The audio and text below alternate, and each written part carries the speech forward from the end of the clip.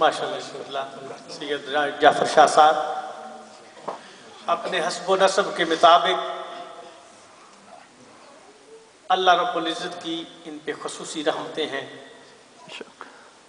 اور جو سادات کا حق ہے اس کو ادا کر رہے تھے. اپنے نانا پاک صلی اللہ علیہ وسلم کی ثناخوانی کر رہے تھے. اللہ تبارک و تعالیٰ ان کا سایہ ہم پہ قائم رکھے. اب میں بلا تاخیر دعوت دیتا ہوں ہمارے محترم و مکرم مہمان جناب قبلہ زین الافطاب صدیقی صاحب تشریف لائیں اور اپنے بیان سے جناب صدیقی صاحب. نعرہ تکبیر، اللہ اکبر، اللہ اکبر، نعرہ حیدری، جشن عید میلاد النبی، علماء اہل سنت زندہ باد. آپ ادھر ہی بیٹھو گے، میں ادھر جا کے بیٹھنے لگوں، آپ نے ادھر ہی آرام سے بیٹھنے لگو، ادھر جا کے بیٹھنے لگو. اوکے آپ ادھر ہی بیٹھو، اشارہ ہونا تھی.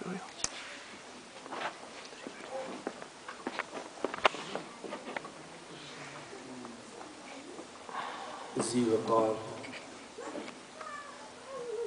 بزرگوں، دوستوں، ماؤں بہنوں، السلام علیکم ورحمۃ اللہ وبرکاتہ. وعلیکم السلام ورحمۃ اللہ عز و جل کا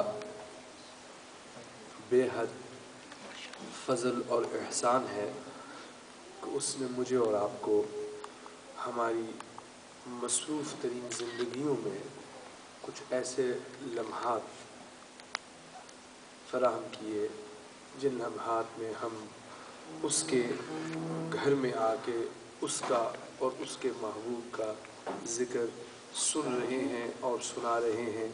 دعا کیجئے اللہ عز و جل ہمارا آنا اپنی بارگاہ میں قبول فرمائے. آمین. معزز سامعین، میں نے اپنی آنکھیں پاک و ہند میں نہیں کھولی، یورپ کی سرزمین پہ کھولی تو میرے مربیوں نے بچپن سے ہی مجھے گفتگو کی طرف راغب کیا اور زندگی کے جس نہج پہ میں اب بیٹھا ہوں 3-4 سال کی عمر سے شروع کیا اور اب تقریباً 35 سال سے تقریباً پوری دنیا میں جانے کا اتفاق ہوتا ہے. سبحان اللہ. مجالس مختلف نوعیت کی، اور میں سمجھتا ہوں کہ اس دور کی جو اشد ضرورت ہے وہ یہ ہے کہ ہم جو دین ہم سے تقاضے کرتا ہے اور جس منزل پہ ہمیں لے جانا چاہتا ہے ہم اس کو سمجھیں اور اپنی زندگی کو ایسا ڈھانچہ دیں کہ جس کے ذریعے ہمارا جینا بھی باوقار ہو اور ہمارا مرنا بھی باوقار ہو. بس منشا یہی ہے کہ جو گفتگو ہو شاید کہ اتر جائے تیرے دل میں میری بات. دعا کیجئے کہ ہم ان محافل سے صحیح معنوں میں استفادہ کر سکیں اور ان کے ذریعے اپنی زندگی میں ایک ایسی تبدیلی لائیں جس تبدیلی سے ہماری دنیا اور عقبہ شاد باد ہو. آمین. قبل اس کے کہ میں اپنی گزارشات کا آغاز کروں، تمام احباب مل کے بارگاہ رسالت مآب صلی اللہ علیہ وسلم ہدیہ درود پیش فرمائیں. اللہم صلی اللہ سیدنا مولانا محمد وعلی آل سیدنا مولانا محمد وبارک وسلم وصلی علیہ. الحمد للہ الذی تقدس عن الاشباہ ذاتہ وتنزہ عن مشابہۃ الامثال صفاتہ. یا من دلت علی وحدانیتہ آیاتہ وشہدت بربوبیتہ مصنوعاتہ. واحد لا من قلة وموجود لا من علة. یا من هو بالبر معروف وبالإحسان موصوف، معروف بلا غایة وموصوف بلا نہایہ.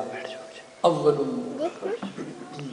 قدیم بلا ابتداء وآخر کریم بلا انتہاء. الذي غفر ذنوب المذنبین کرما وحلما.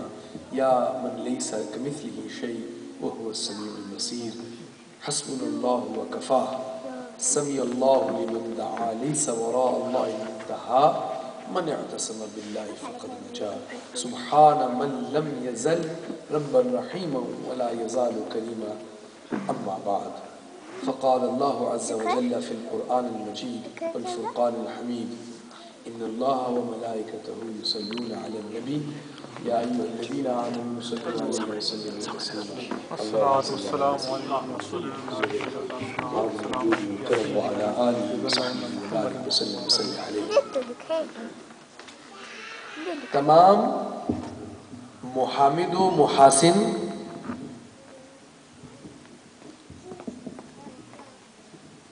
محامد اور محاسن اس اللہ عز و جل کے لائق ہے جو اس پورے عالمین کا رب ہے. جس دور میں ہم رہتے ہیں اس دور میں انفرادی طور پہ اجتماعی طور پہ اور حکومتی سطح پہ بھی بے حد سرمایہ خرچ کیا جا رہا ہے صرف اس جستجو کی خاطر کہ شاید کہ جس عالمین میں ہم رہتے ہیں اس عالمین کی ہمیں کچھ معرفت حاصل ہو جائے. اپنا بھی مصروف ہے اور بیگانہ بھی مصروف ہے، لیکن اتنی توجہ اور اتنی ترقی کے باوجود انفرادی نہ اجتماعی نہ حکومتی سطح پہ کسی نے یہ دعویٰ نہیں کیا کہ ہم اس پورے عالمین میں سے ایک عالم کو صحیح معنوں میں کلی طور پہ سمجھ چکے ہیں. یہ بات درست ہے، کوشش جاری ہے، انسان حقیر ہے، ٹیکنالوجی کا سہارا مل چکا ہے اور وہ کوشش یہ کر رہا ہے کہ زیادہ سے زیادہ، لیکن اتنی ترقی کے باوجود ابھی یہ کسی نے دعویٰ نہیں کیا کہ ان عالمین میں سے ایک عالم کو بھی ہم پوری طرح کلی طور پہ سمجھ سکیں. تو میرے خیال میں یہ ہمارے لیے مشکل عمل نہیں ہے کہ ہم اس بات کو تسلیم کریں کہ اگر ہم ایک عالم کو نہیں سمجھ سکتے تو عالمین کو نہیں سمجھ سکے، تو اگر عالمین کو نہیں سمجھ سکتے تو بھلا رب العالمین کو کیسے سمجھ سکتے. اور میرا خیال میں یہ جو اب میرا جملہ ہے یہ غلو سے مزین نہیں ہے کہ اگر ہم رب العالمین کو نہیں سمجھ سکتے تو پھر ہم رحمت للعالمین کو بھی نہیں سمجھ سکتے. کیوں؟ رحمت للعالمین کی رحمت آپ کا ایک وصف ہے، ایک ایٹریبیوٹ ہے، اور اگر ہم ان کے ایک وصف کو اس عالمین میں نہیں سمجھ سکتے تو اگر ایک وصف کو نہیں سمجھ سکتے تو بڑا ذات کو کیسے سمجھیں گے. تو ضرورت اس عمل کی ہے کہ ہم اس بات کو تسلیم کریں کہ جس بارگاہ میں ہم آج آئے ہیں وہ ایسی بارگاہ ہے جس کا انحصار ہماری عقل اور ادراک نہیں کر سکتی. صرف یہ کہ ہم وہ کام کریں، ہم وہ عمل کریں جو خود خدا کرتا ہے، اور وہ کیا ہے؟ اپنے محبوب کی تعریف. سبحان اللہ سبحان اللہ سبحان اللہ.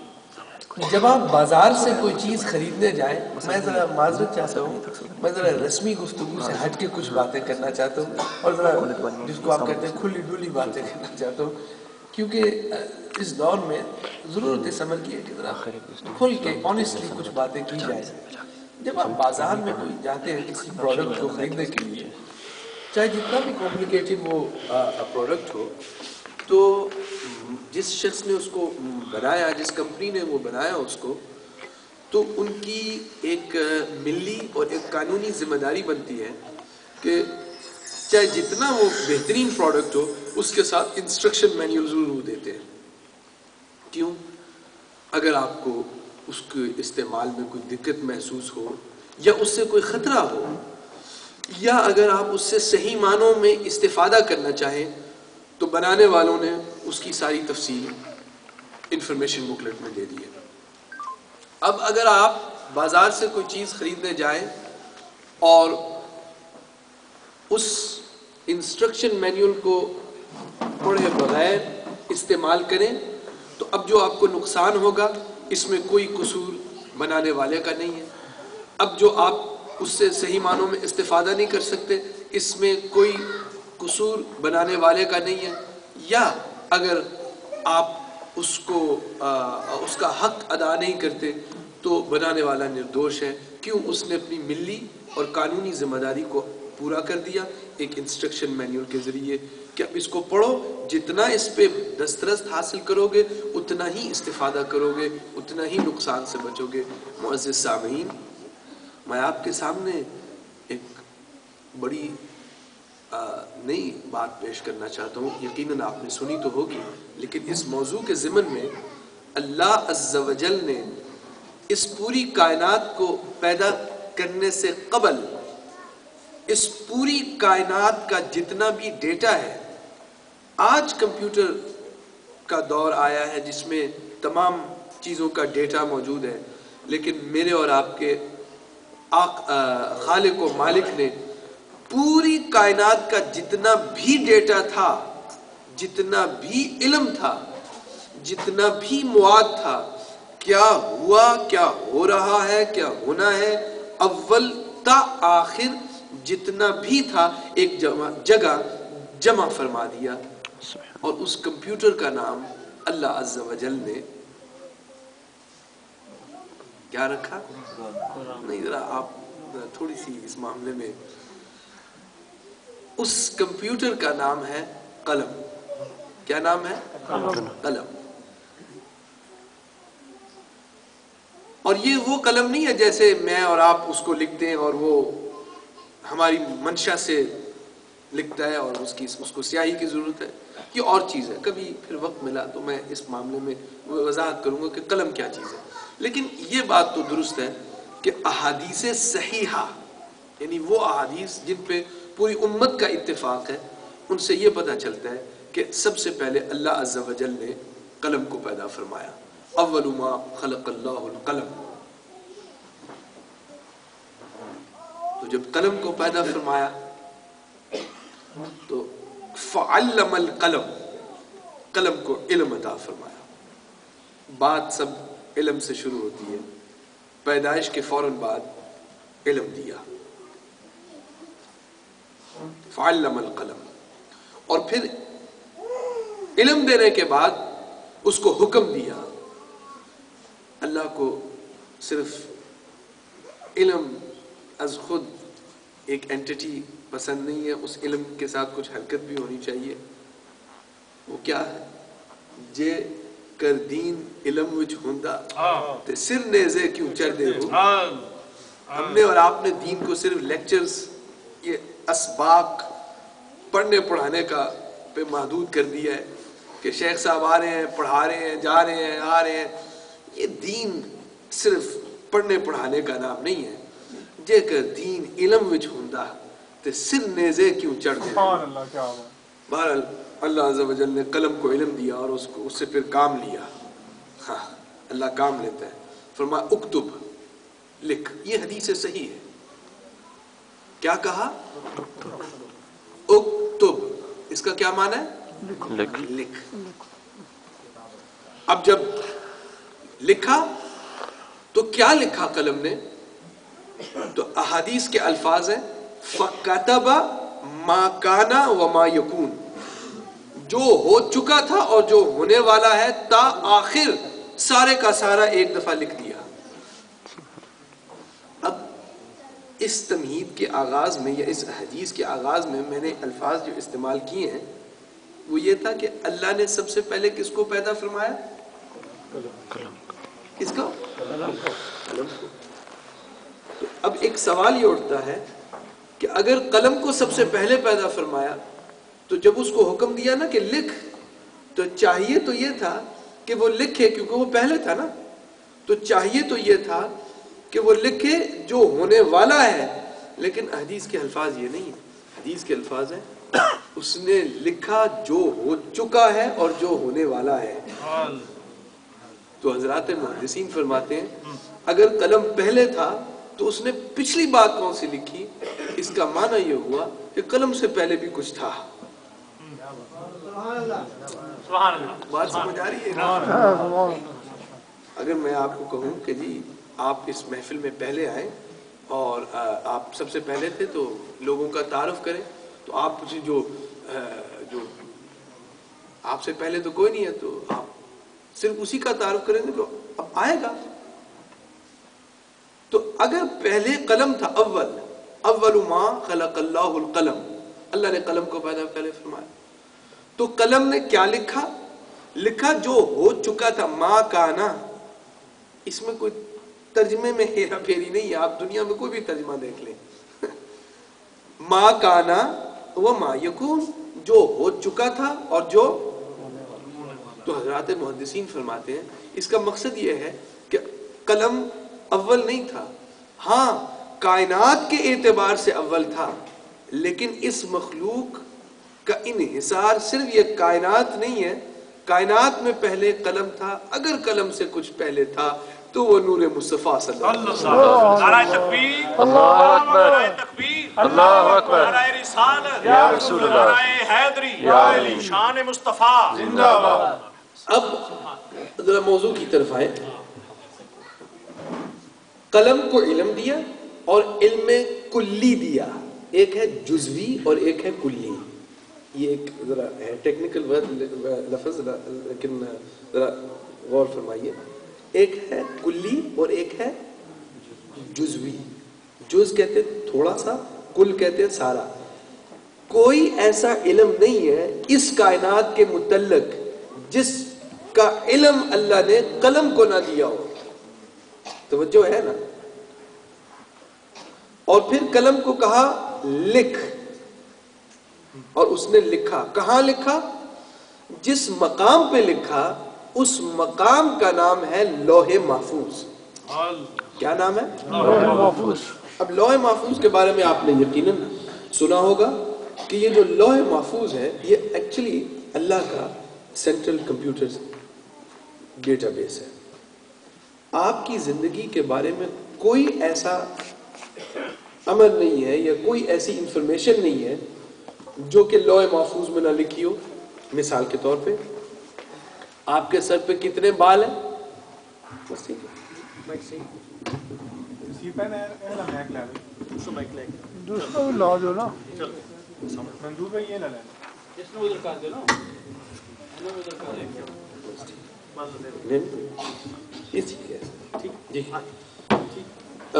بس ٹھیک ہے. لا جو چنگی گل ہے کیونکہ آواز نہیں آ رہی نا. آواز یہ لگا دی، یہ بھی لگا دی، وہ بھی رہنے دو، یہ بھی رہنے دو.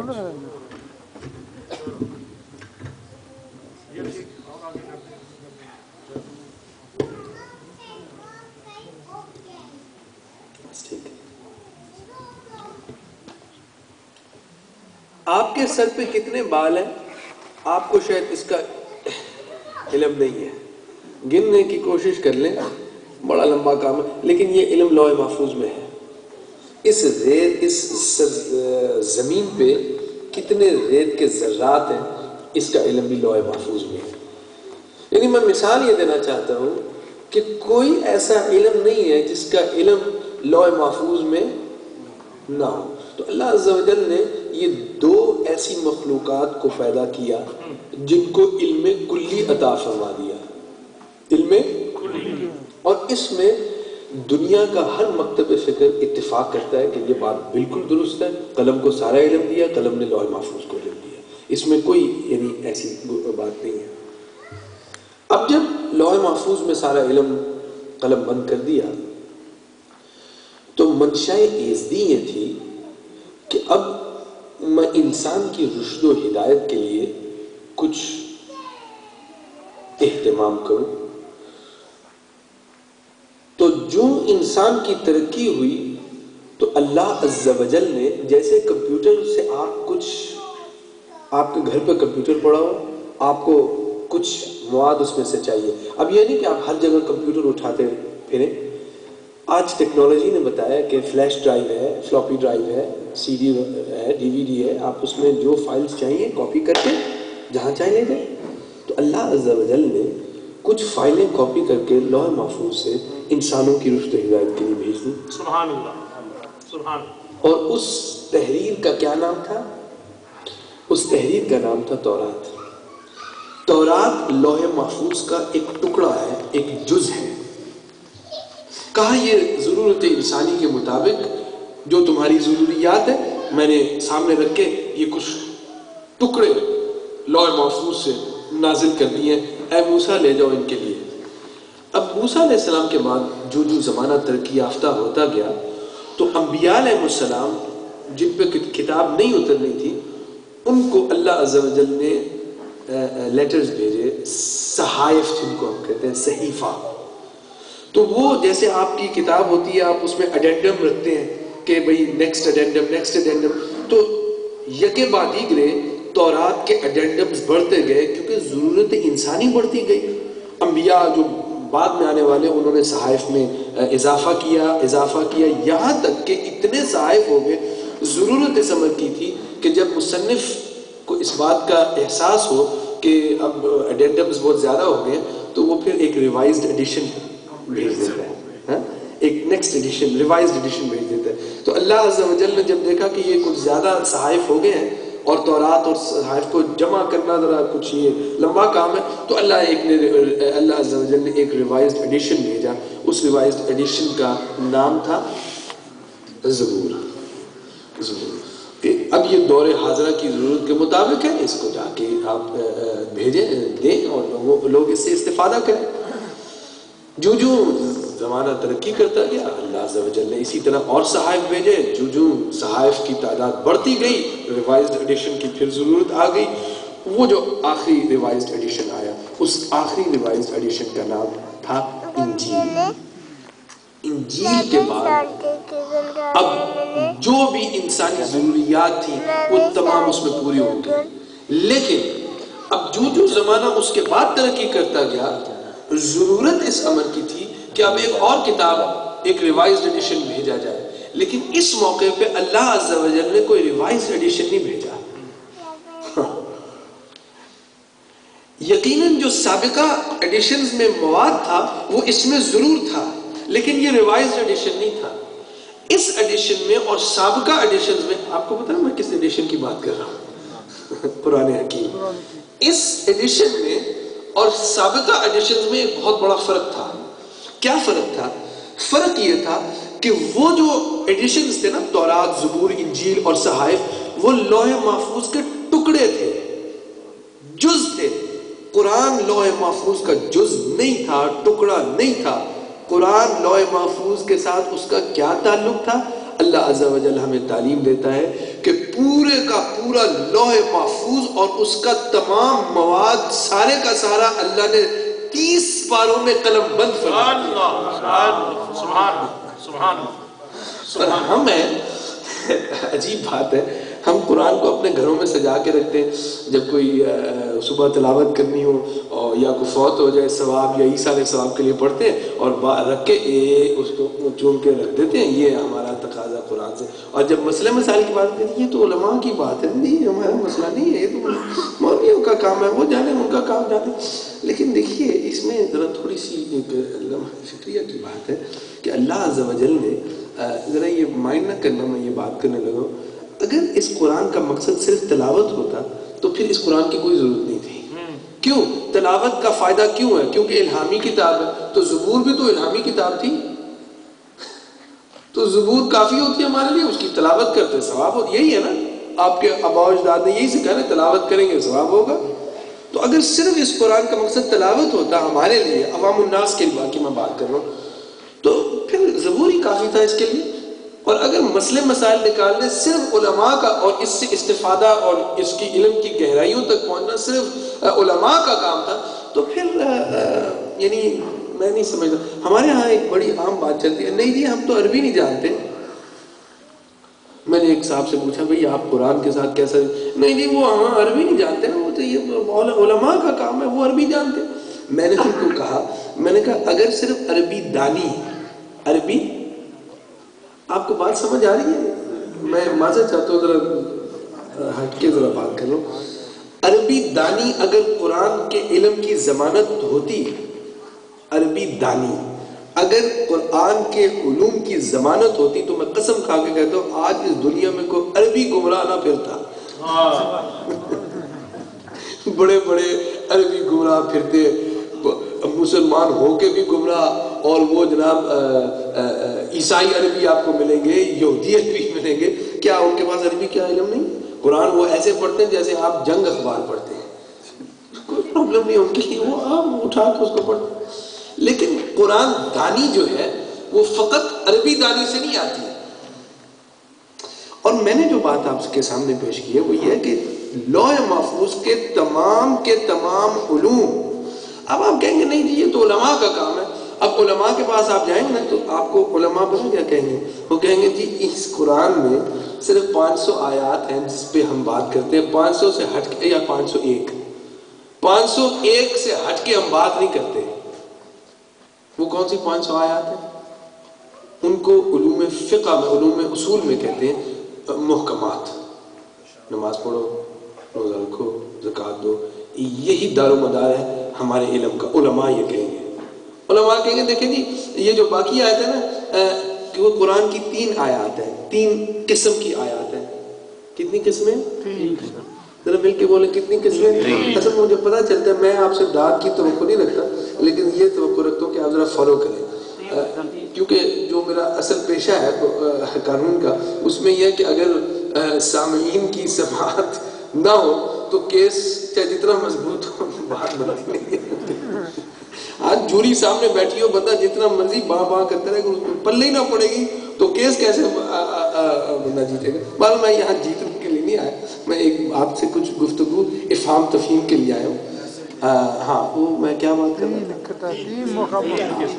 قرآن میں آپ جتنے بھی آیت ہیں ان کو 3 حصوں میں تقسیم کرتے ہیں: محکمات آرڈرز، متشابہات اور مقطعات. اب جو علماء ہیں وہ کہیں گے جی ہمارا تعلق صرف محکمات سے ہے، اس کے علاوہ ہمارا کوئی تعلق نہیں ہے. کیوں؟ آپ کسی بھی دنیا سے بڑے عالم سے پوچھ لیں کہ جی الف لام میم کا معنی کیا ہے، وہ کہے گا جناب میرا بس نہیں چلتا یار، الف لام میم کیا ہے یہ وہ جانے اور اس کا حبیب جانے. کیوں؟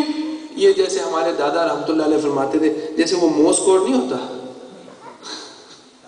ہاں وہ جانے، جبریل کو بھی نہیں علم، بس اس نے بھیجا، اس کے لیے بھیجا، جس کے لیے بھیجا اس کے پاس علم تھا. اس کو ہم کہتے ہیں مقطعات. دنیا کا کوئی عالم اس کو چھیڑنے کی جستجو نہیں کرتا یا خواہش نہیں کرتا. کیوں؟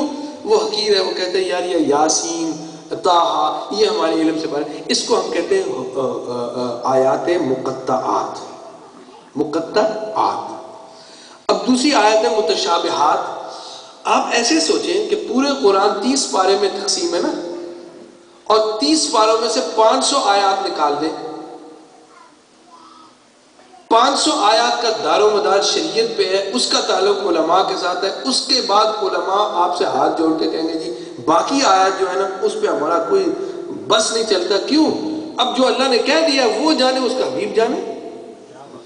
تو میرے آپ کے سامنے عرض کرنے کا مقصد یہ ہے کہ اگر صرف یہ اسلام، نماز، روزہ، حج، زکوٰۃ کا نام ہے جس طرح آپ علماء سے سنتے ہیں، تو یہ جو باقی متشابہات آیت ہیں، یہ مقطعات آئے، یہ کس کے لیے آئے ہیں؟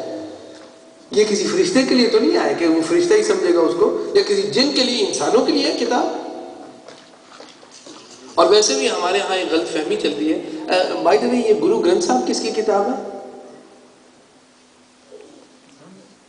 گرو گرنتھ صاحب سکھوں کی نا. ہاں. گیتا کس کی کتاب ہے؟ قرآن. یہی تو غلط فہمی ہے. ہم کہتے ہیں جی قرآن مسلمانوں کی، قرآن مسلمانوں کی کتاب نہیں ہے، قرآن پورے انسانیت کی کتاب ہے. اس سے سارے فائدہ اٹھاتے ہیں، کوئی مانے نہ مانے فائدہ ضرور اٹھاتے ہیں سارے. وہ کیمبرج میں پروفیسر کرٹنی ہے، فیملی لاء کا ماسٹر ہے. وہ کرٹنی ابھی بھی زندہ ہے، بے شک آپ نہ سوچیں کہ یہ غلو ہو رہا ہے. کرٹنی ہے، فیملی لاء کا ماسٹر ہے پوری دنیا میں، اس کی کتابیں چلتی ہیں. اس نے 1000 سال کا جو قانون ہے انگلینڈ کا فیملی لاء کا، اس نے لاء کمیشن میں جب اٹھا، اس نے اس میں ترامیم کچھ پیش کی کہ جی ہمارے قانون میں ترقی ہونی چاہیے، اور ترقی کا تقاضا یہ ہے کہ ہم اس کو بدلیں. تو جب بحث کے بعد قانون بدل گیا، اس کی نئی شکل آ گئی، 1000 سال کا قانون بدل کے اپنی اصلی شکل میں جب پارلیمنٹ کے سامنے آیا تو پروفیسر کرٹنی نے جب اس پہ نظر ثانی کی تو اس نے کہا یہ وہی قانون نظر آتا ہے جو ایک ٹوٹی ہوئی چٹائی پہ بیٹھ کے محمد عربی نے 1400 سال پہلے اپنے امت میں، یعنی 1000 سال کی ترقی کے بعد، ہماری ترقی کے بعد ہم وہاں پہنچے جہاں وہ وہاں 1400 سال۔ اب اگر یہ کوئی عالم بات کرے پھر بھی آپ کہیں گے شاید سبحان اللہ، لیکن اب اگر یہ کافر بات کرے تو آپ کو ماننا پڑے گا کہ نہ چھو سکے ان بلندیوں کو جہاں مقام محمدی ہے۔ تو میں کیا بات کر رہا تھا اس سے پہلے؟ متشابہات اور محکمات۔ دیکھیے متشابہات پہ علماء ہاتھ جوڑتے ہیں اور وہ کہتے ہیں جی ہم اس پہ کوئی آپ سے گفتگو نہیں کریں گے، جو لکھ دیا اب اس پہ آپ کو ہدایت ملے گی یا آپ اور اللہ کا مسئلہ ہے۔ لیکن میری آپ کے سامنے جو گزارش ہے وہ یہ ہے کہ اگر صرف اسلام کا دائر و مدار محکمات پہ ہوتا، نماز روزہ حج زکوٰۃ پہ ہوتا، تو یہ متشابہات کی کیا ضرورت ہوتی، مقطعات کی کیا ضرورت تھی؟ آخر یہ علوم ہے، اور پھر علوم کا یہ عالم ہے کہ لوح محفوظ پورے کا پورا بند کیا ہوا ہے یہاں۔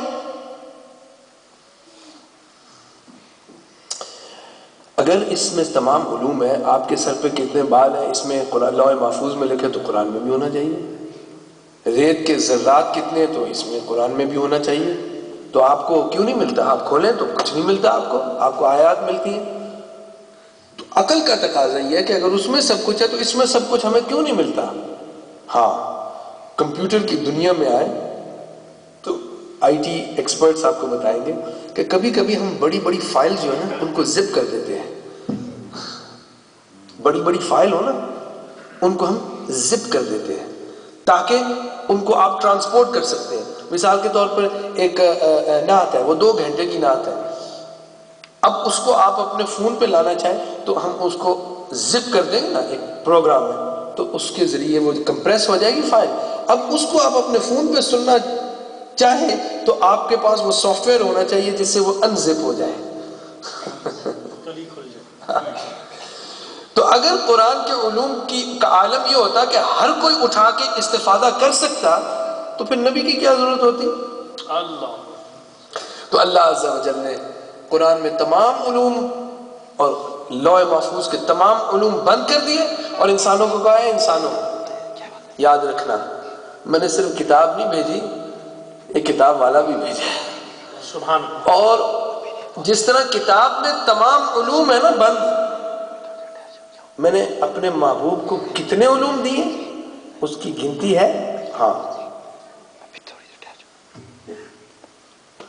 آپ کوئی بھی کتاب بازار سے خریدیں گے نا تو سب سے پہلے آپ دیکھیں گے کہ جی اس کتاب میں لکھا کیا ہوا ہے۔ اب ظاہر ہے آپ کھڑے کھڑے پوری کتاب کو تو نہیں پڑھ سکتے نا، تو بازار میں آپ مصنف نے آپ کی کو زحمت نہ دینے کے لیے اس نے کانٹینٹس پیج رکھ دی ہے، تو کانٹینٹ سے آپ جائزہ لگا سکتے ہیں کہ اس کتاب میں کیا ہے۔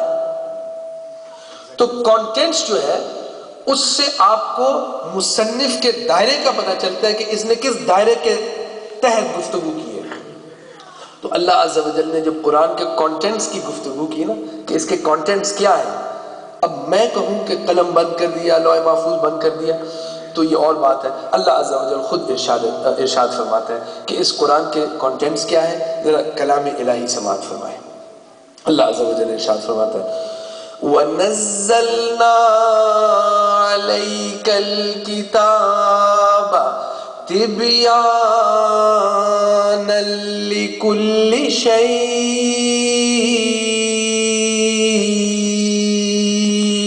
سبحان اللہ۔ دیکھیے کتنی فصاحت و بلاغت سے، کتنے بہترین انداز سے اللہ عز و جل نے قرآن کے کانٹینٹس ہمیں بتائے۔ اے محبوب وَنَزَّلْنَا عَلَيْكَ الْكِتَابَ، اور بے شک ہم نے یہ کتاب آپ پہ نازل فرمائی، لیکن اس میں کیا ہے؟ تِبْيَانًا لِكُلِّ شَيْءٍ۔ اس میں ہر شے کا ذکر ہے، کوئی شے ایسی نہیں ہے جس کا ذکر اس